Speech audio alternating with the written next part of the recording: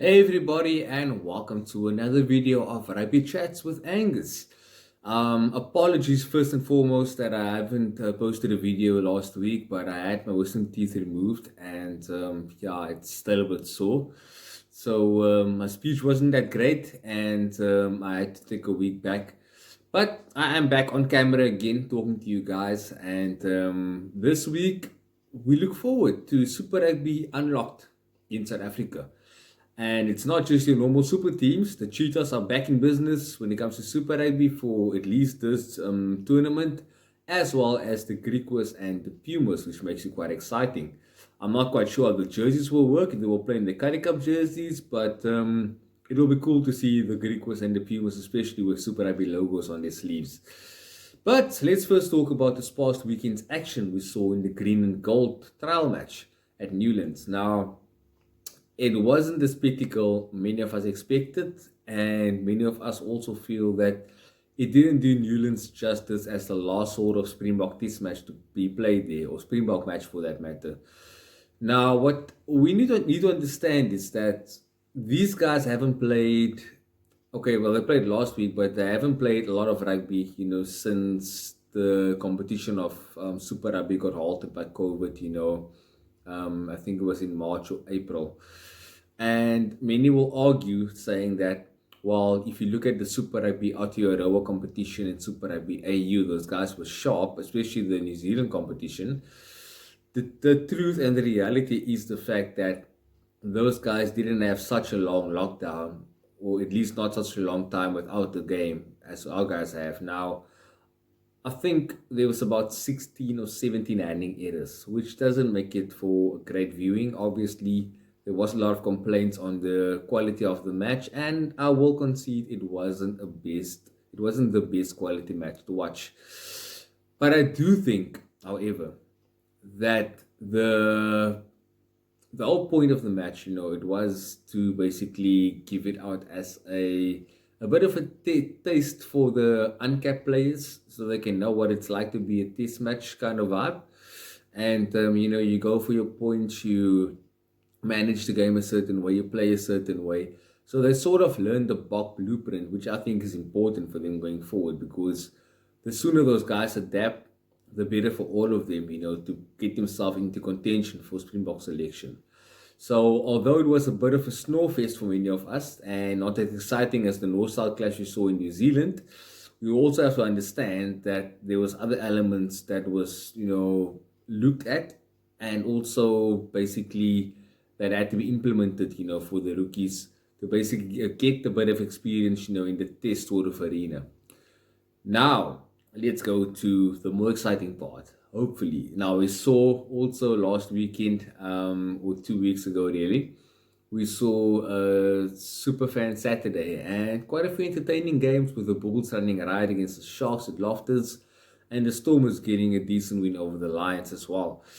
And if history teaches me anything or taught me anything, is that you can't read too much into preseason results, or in any friendlies for that matter, because I can recall from the last couple of years, for instance, my team, the Stormers, the one week they beat us, the Bulls, at Superhero Sunday.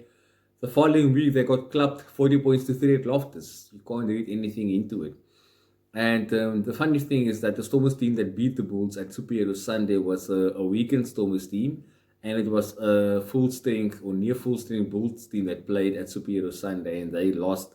And then both sides came off full strength, and then the one side just got blown away out of the park. So when it comes to preseason results, we can't really judge too much. We can't really say too much.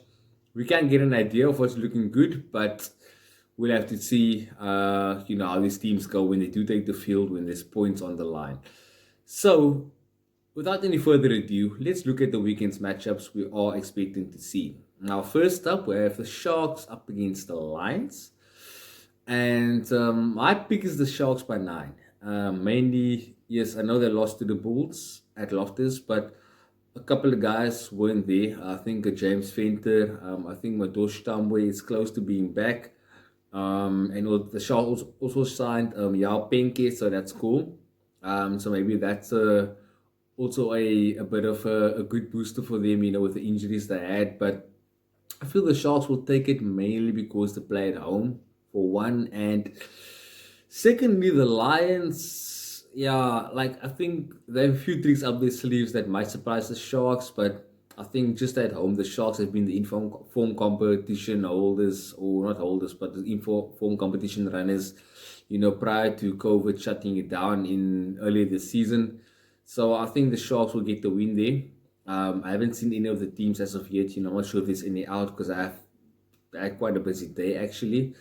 And you can probably see my speech is not that great as of yet because of this tooth. But yeah, I think the Sharks will get that one by 9.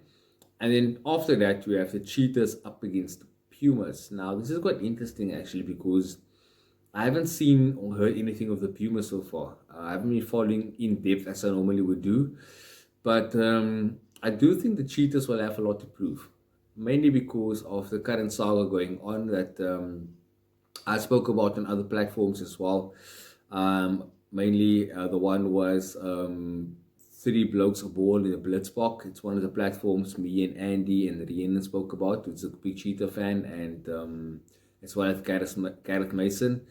You guys that do follow him on YouTube, he's also a great YouTuber. And yeah, the Cheetahs will have a point to prove, with the current situation that SA not might, but will move north, and the Cheetahs not might, but will be cut from the Pro 14 competition.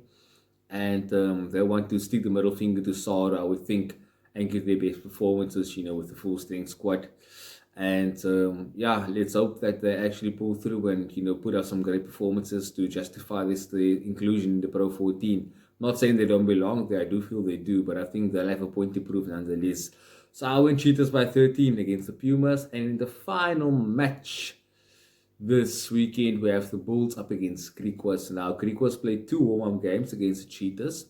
I think one they got smashed in, they got 0 against them, and the other one they also lost, but by 31-21. That was last weekend.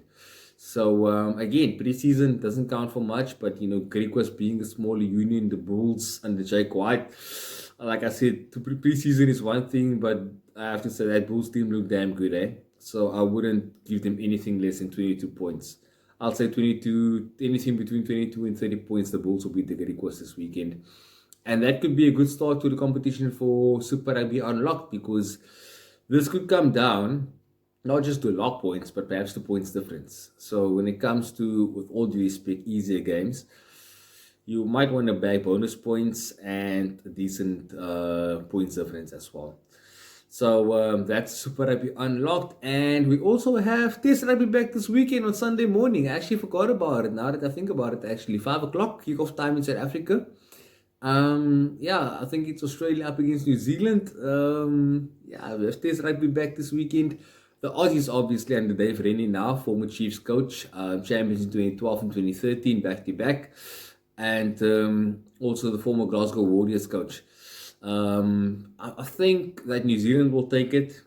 I wouldn't say definitely, but I think they will take it.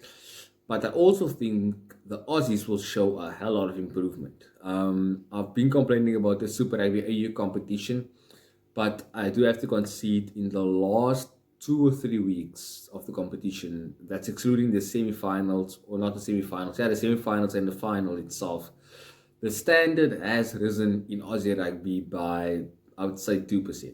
Not by much, but there has been a bit of an increase in the quality of play.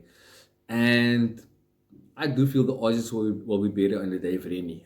He's got a pedigree, obviously, as a coach, 2-time Super Rugby winner, like I mentioned. And I just hope, like I mentioned before in one of my vlogs as well, that the Aussies embrace the Kiwi this time around, because things didn't go well with probably the most successful Super Rugby coach in history, Robbie Deans, back in the day, after the Hugh McKenzie debacle. So let's hope the Wallabies come back strong as well. Let's hope it's a good test match, obviously. I'll say All Blacks by 10. And that's actually a compliment to the Wallabies, because we don't know what to expect of them, and the All Blacks will be hurting after that disappointing World Cup. So they want to rebuild under Ian Foster. And it will also be good to see how Ian Foster goes in his first match, as head coach of the All Blacks.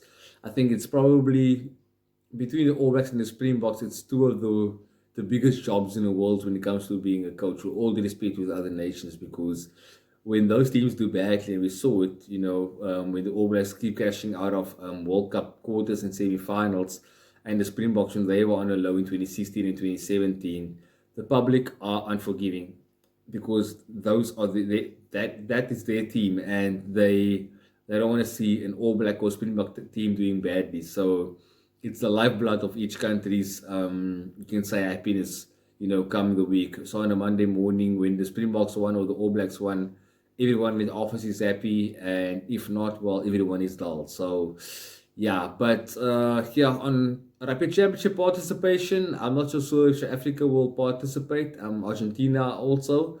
We might just see the Players' Cup take place, and it's fine. We are in unusual times, and God willing, I hope that the pandemic is over before the end of this year. Because I have quite a bit of plans myself, but I've been doing some research and read up about it. They are busy with the phase 3 trials now, and they're looking to get the data soon enough. So we could have the vaccine by the end of November, but I won't yet get my breath up or hold my breath up. But anyway, I'm not going to talk politics now. I'm going to talk sport and rugby with you guys. So yeah, I hope you enjoyed this video, and if you did, please subscribe. I haven't said that in a while. I normally say this. I said it in the start of my videos when I started this vlog, but yeah, I'll just say please do subscribe and drop a brother a like if you don't mind, and let me know what you think. So yeah, guys, thanks a lot for tuning in again. It's been good talking to you guys again, and hopefully next time around my mouth is fully healed and I can have a proper conversation with you guys. But for now, enjoy the weekend, enjoy the sports, and have a good time. Cheers.